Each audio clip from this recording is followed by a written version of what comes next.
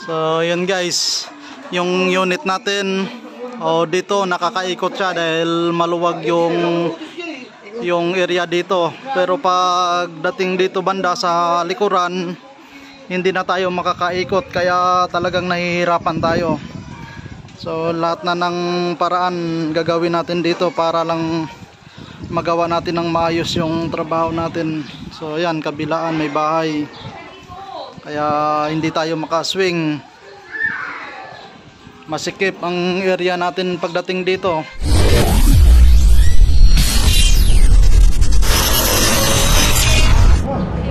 So yun guys, may bagong project tayo ngayon.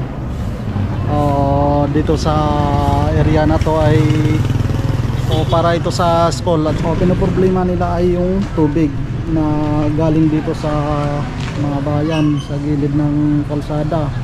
So ang kalsada natin ay mataas. So dito ang school ay pababa. So gagawa natin to ng palabas ang tubig. Gagawin natin, lagyan natin ng culvert, yung RCP, para babaliktad yung bastang tubig. Hello kuya, ate. So, ito na yung equipment natin. Makakasama kami sa vlog mo. Oo. Hi kayo ate. Hi! Hello! Sila ni ate, mga homeowners dito. Ayan. Ito ang amin. Ari na wa. Mga homeowners dito sa tabi ng school. So ito yung equipment natin. Ito yung babasagin natin palabas dun sa labas para pabaliktad yung kanang tubig.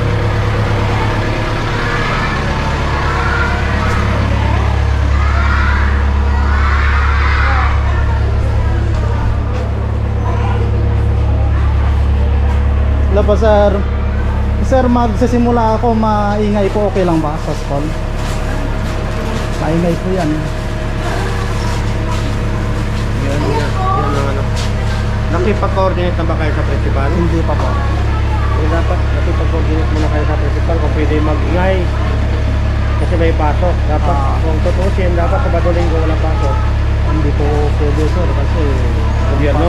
Ang pasok pa rin namin at saka utos po ngayon, kaya Hindi, i-reset lang naman yan eh. Imbis na working hours, dapat sa holiday, Sabado Linggo. Walang Ano ba ito sa school? Request? opo, request po ng school. Asan po ang titibagin? Ito yung cancer, yung pinaproblema yung tubig nyo dito na walang katagusan po Pero ang ngayon. flaving kasi ng tubig Kasi doon ito papunta kasi eh. ano na, barado na talaga dito. Yung dito na, yun, barado na. Kaya yung tubig, umakyat na dito. Kaya hindi lang ito ang kalkalin, dapat ito maririsin niya papunta doon sa dulo. Hindi, susunod na siguro yun sir. Ito lang muna Ito yung na lang, baby. yung kasi dito lang naman kasi equipment natin, mano-mano na lang siguro Hindi yung naman kasi kaya talaga ng imbornal yung tubig. Kasi lahat ng tubig kasi galing doon sa kalsada, pupunta dito kaya Hindi, barado talaga dito kuya. Kaya gagawin namin sir, yung tubig ipapalabas na natin ng ilog sa Yun kabila. maganda. Kaya yun ang pupukusan namin muna dito. Babasagin to, tapos hukayan, babuo na ng RCP. wala na si ma'am, wala na si ma'am. No? Umalis na, kaalis na ng ma'am. Kaso ang problema ko ngayon sir, magsisimula ako, maingay po to. Kaya nga dapat dapat coordination muna sa principal kanina. So ano po ba ang ano, kasi nga ngayon talagang hindi talaga magawa-gawa yan kasi nga ang ingay, Ingay, may klase, may classes, daanan kayong pa ng bata. estudyante. Pero mas maganda siguro yan kung Sabado Linggo. o kaya Linggo. Pero hindi naman kasi yan kung idiretso yung kanal pupunta doon. Hindi matapos yan ng ano, buwan yan bago Buwan yan, matapos. Hindi lang buwan. Pero yung principal natin sir ay wala. Wala na po. Wala eh. Pero ako naman po ang Umalis building eh. ano dito, building coordinator. Ito si sir. Kaya pili naman siguro na kailan ba simulan? Hindi kung maaari sir, kung pwede ngayon ako magsisimula. Pero kung hindi, edi iwan ko lang muna yung equipment dito. Iwan ko lang muna dito. Tapos Iiwan nyo muna dito. oo, kasi hinatid ko lang dito yan sir. Tsaka yung project ngayon sir, ito talaga to. Kaya hindi na pwede na alisin dito hanggat hindi na Asa si Sheila? Ikaw muna. Sige lang po sir. Dito ba talaga yung gota? Opo, bubutasin natin yan sir, palabas doon ng kwan, para yung tubig kasi doon. papunta doon eh. Oo, kaya ngayon, wala na daw kasing kwan doon sir eh, wala na daw matagot-tagusan doon eh. Barado na daw po eh. Dito rin Ang TV ng tubig papunta doon. Oo. Pero magbabago yan sir, pag malalim may meron na dito, pag naayos natin to, baka isusunod na rin yun sir. Marami bakbakin kaya ito. Bakbakan na ng lababo na yan. Opo. Kung doon nagbutas sa gitna, tatlong gate to eh. Yung pangatlong gate. Hindi rin kasi yata equipment natin doon sir. Yung bako? Oo. Kaya ito, Kasi doon. hindi, yung tiningnan ng ang may project dito, ito daw yung pinaka maluwag. Opo. Maluwag. Oo, kaya dito kami at saka kung doon may natingnan ako doon, mataas na yung pan doon eh. Mataas masyado. Oo, kaya mas malaking bakbakin natin doon. Oo. Mas malalim. Opo. Sige kuya, kung ano lang naman kasi kung yun ang project na yun na itawid yung kanal papunta doon, simulan na ngayon. Pero Ganun din eh. pero maingay sir, ayos lang po ba yun? Walang mga yan. Kasi wala din tayong magagawa dyan. Ganun din ang mangyayari kung sa Linggo. Oo. Pagdating ng Lunes, ganun din ang Ganun gagawin. po, tuloy-tuloy rin Kaya po, kung kasi ano, matagal yan eh. gawin na ngayon. Saan mag-uupo sa butas dito papunta doon? Oo, doon na muna Yes. sir.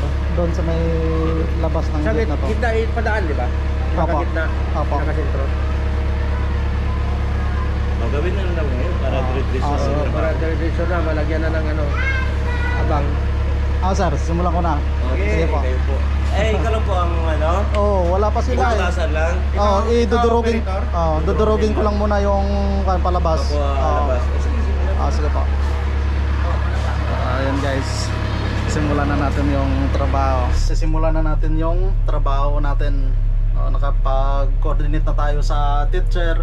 Wala yung kanilang principal, pero may in-charge naman na nakausap tayo. Kaya go na natin to. So mag-isa lang tayo, wala tayong spotter. Kasi naka-assign dito, hindi pa sumipot dito, baka mamaya pa. Kaya kaya naman natin to. Kaya simulan natin. Kaya to guys. Ito na.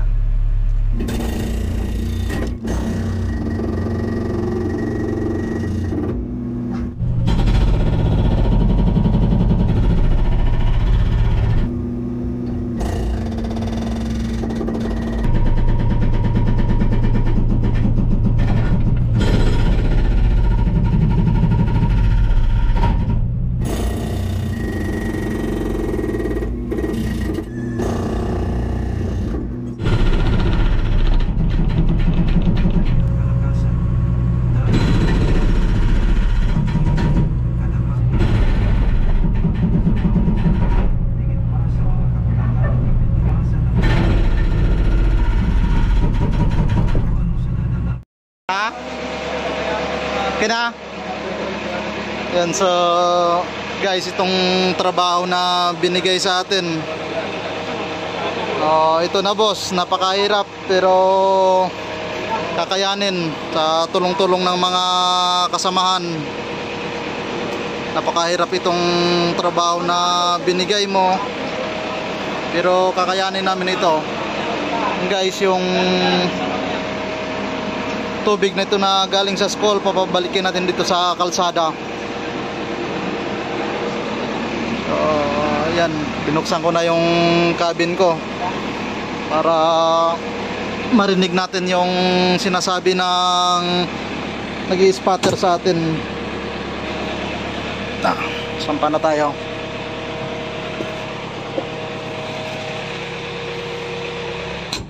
Ayan na boss, lapit na kami magkalagitnaan. So yun guys, yung unit natin dito nakakaikot siya dahil maluwag yung area dito. Pero pagdating dito banda sa likuran, hindi na tayo makakaikot, kaya talagang nahihirapan tayo. So lahat na ng paraan gagawin natin dito para lang magawa natin ng maayos yung trabaho natin. So ayan, kabilaan may bahay. Kaya hindi tayo makaswing. Masikip ang area natin pagdating dito. So doon medyo nagagawan pa natin ng paraan. Pero dito didiskartehan rin natin to. Kung paano yung pagbaon natin, paghukay at saka pagbaon ng ating drainage. So ayan yung kuha natin. Diyan nagtatapos yung drainage natin papunta doon. So dito maghuhukay pa tayo paangat doon sa kalsada. Ayan, napakasikip. Kaya gawin natin yung best natin dito. Napakahirap na trabaho yung binigay sa atin, pero challenge to boss, challenge to sa amin. So ayan guys, ganyan lang yung space ng ginagalawan natin. Napakasikip, pero todo ingat naman tayo para hindi tayo makakadisgrasya. Ito na yung nagawa natin, ito yung ginawa nating drainage. Ayan, so tingnan nyo, pabalik yung tubig niya papuntang school. Ngayon pag natapos ito ay lalabas doon sa pinakamataas na kalsada. So yung gagawin natin dito ay hukayan natin ng pabalik ang klibi. O mataas dito, mababaw doon. Pero yung kalsada ay mataas talaga. So yung drainage lang yung nakabaon na nakaklibi. So ito yung trabaho natin. So boss, ito na yung inassign mo sa akin na trabaho. Ito yung mga kasamahan ko sa trabaho. Tuloy lang sa pagtatrabaho. Napakahirap na trabaho yung inassign mo sa akin, pero kakayanin namin to.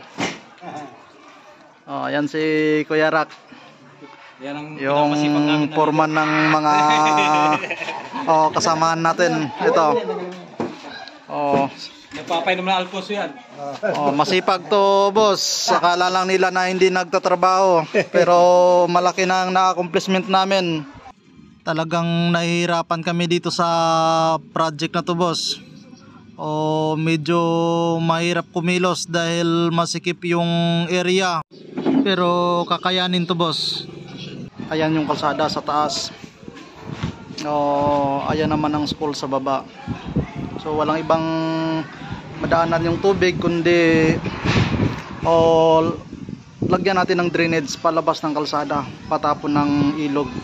Nakadabis na gagawin natin. Kaya tulong-tulong lang guys hanggat sa matapos yung trabaho.